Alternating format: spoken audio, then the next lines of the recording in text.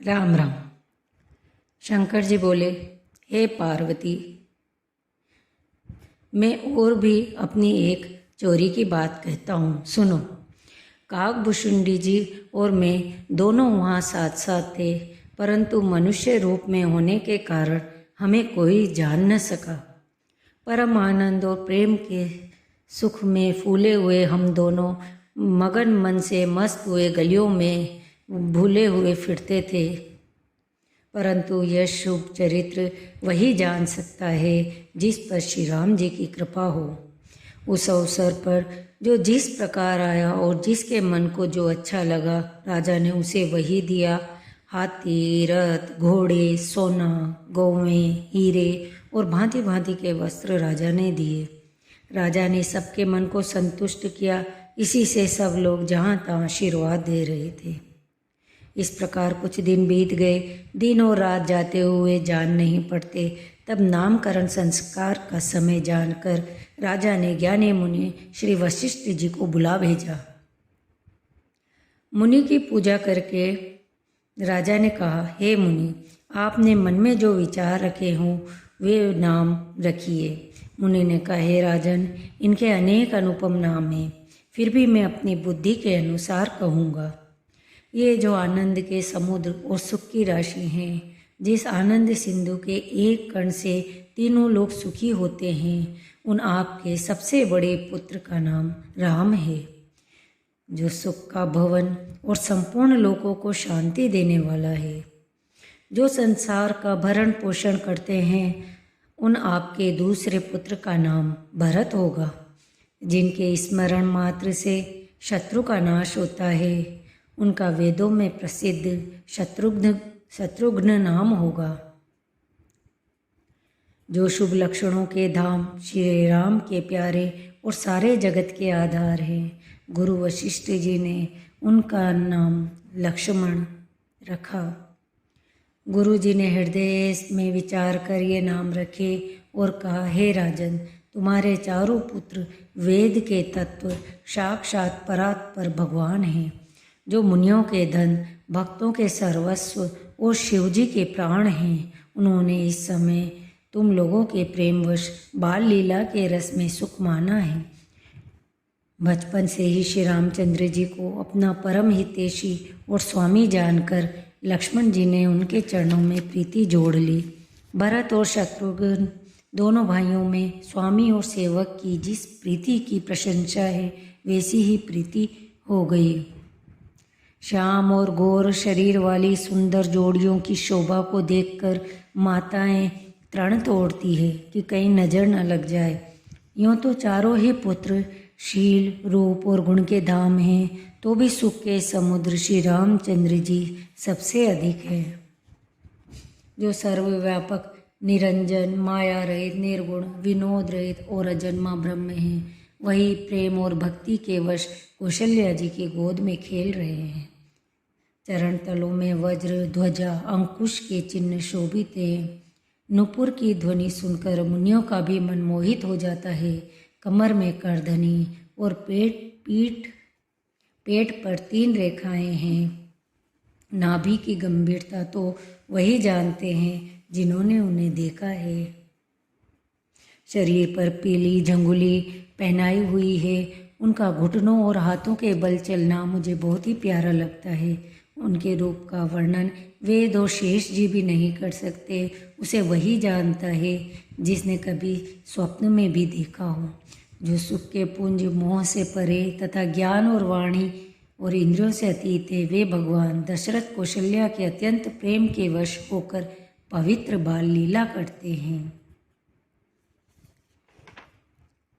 प्रेम में मग्न कौशल्या जी को रात और दिन का बीतना नहीं जानती और पुत्र वश माता उनके बाल चरित्रों का गान किया करती हैं। एक बार माता ने श्री रामचंद्र जी को स्नान कराया और श्रृंगार करके पालने पर पोड़ा दिया।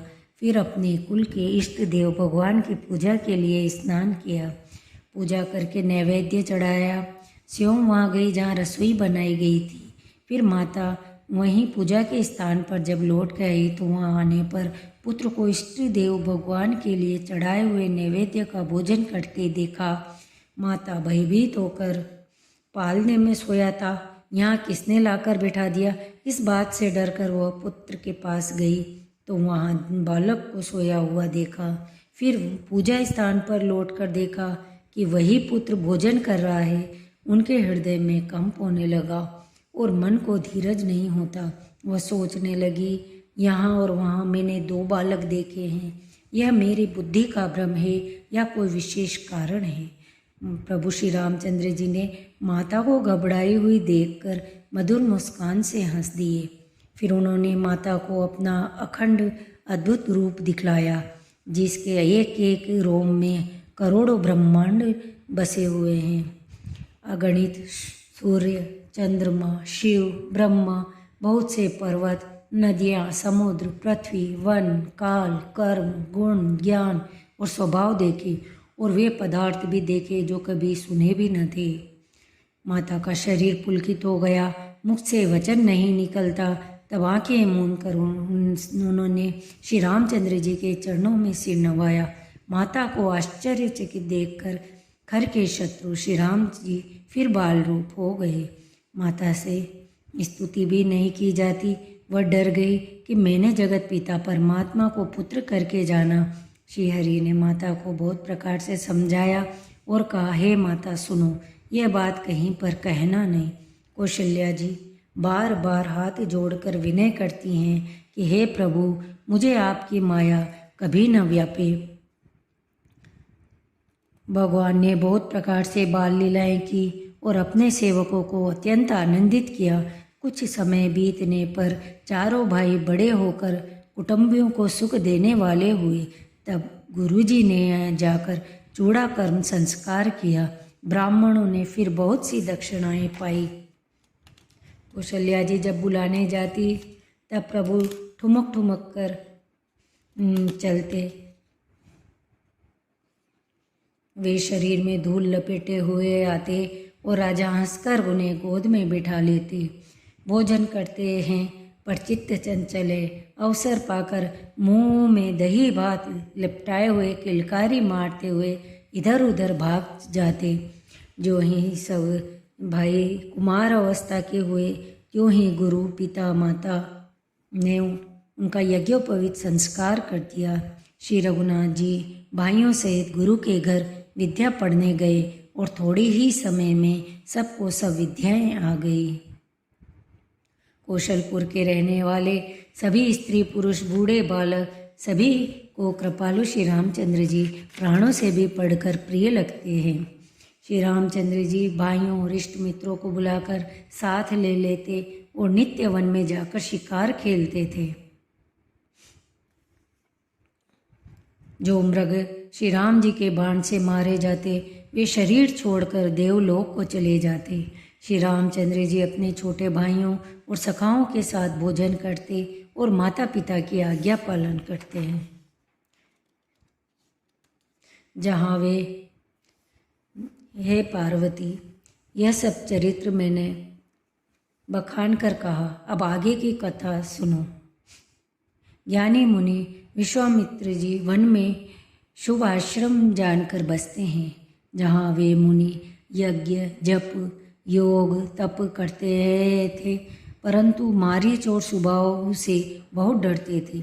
यज्ञ देखते ही राक्षस दौड़ पड़ते और उपद्रव मचाते थे, जिससे मुनि बहुत दुख पाते।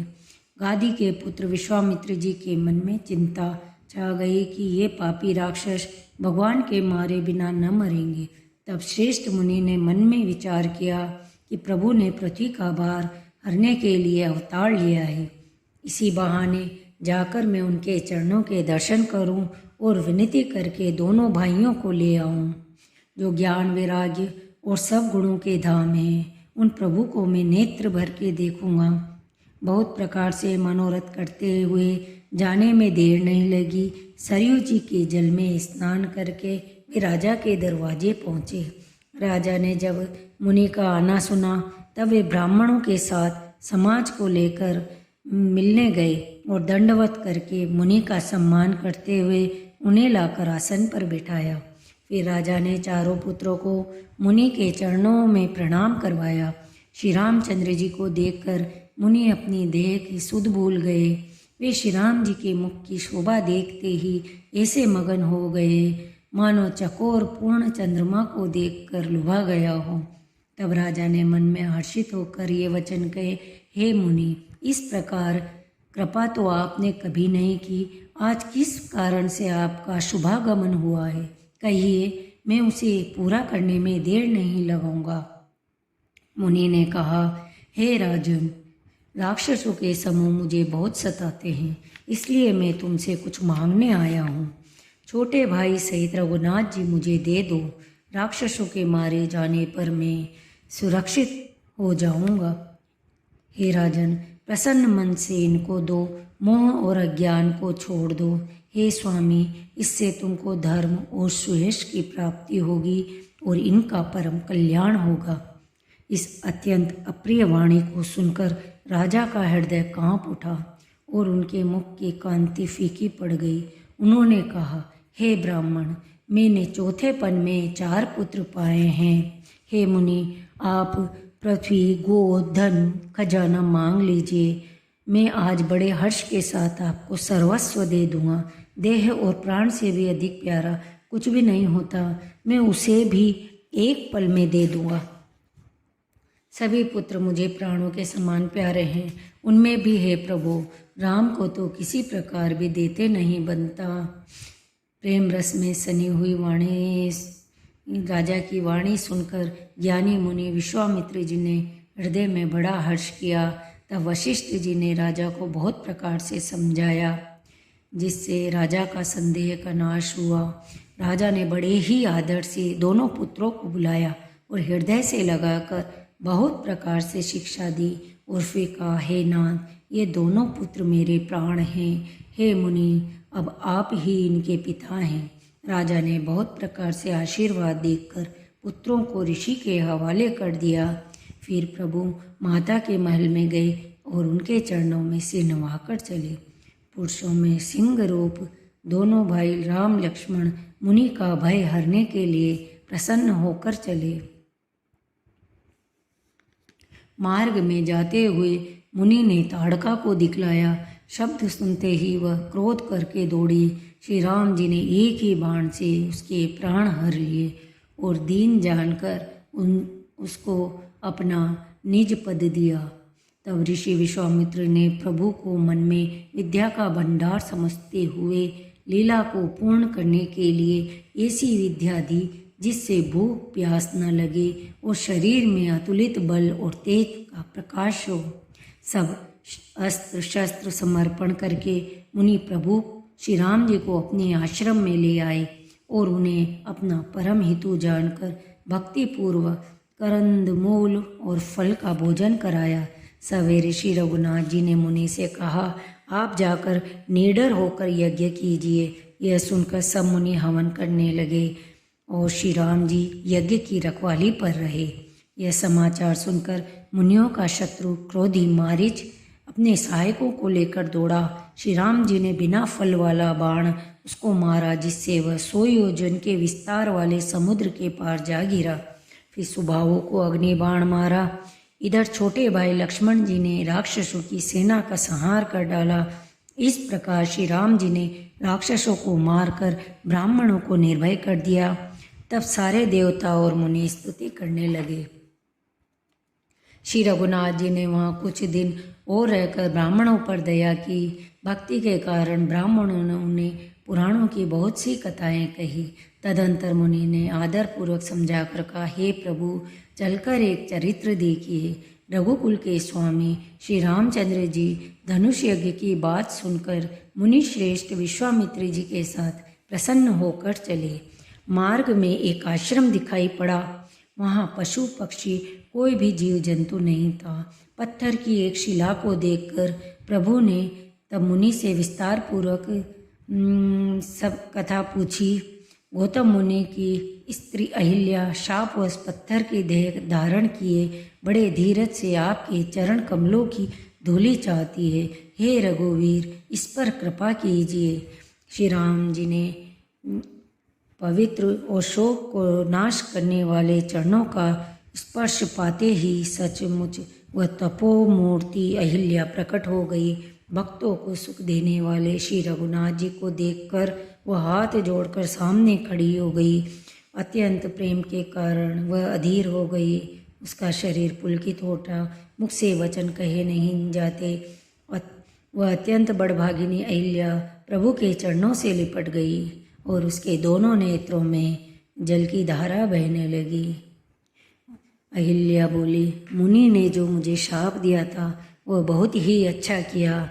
मैं उसे अत्यंत अनुग्रह मानती हूँ कि जिसके कारण मैंने संसार से छुड़ाने वाले श्री हरि को नेत्र भर कर देखा। हे नाथ, मैं और कोई वर नहीं मांगती, केवल यही चाहती हूँ कि मेरा मन रूपी भौरा आपके चरण कमल की रज के प्रेम रूपी रस का सदा पान करता रहे।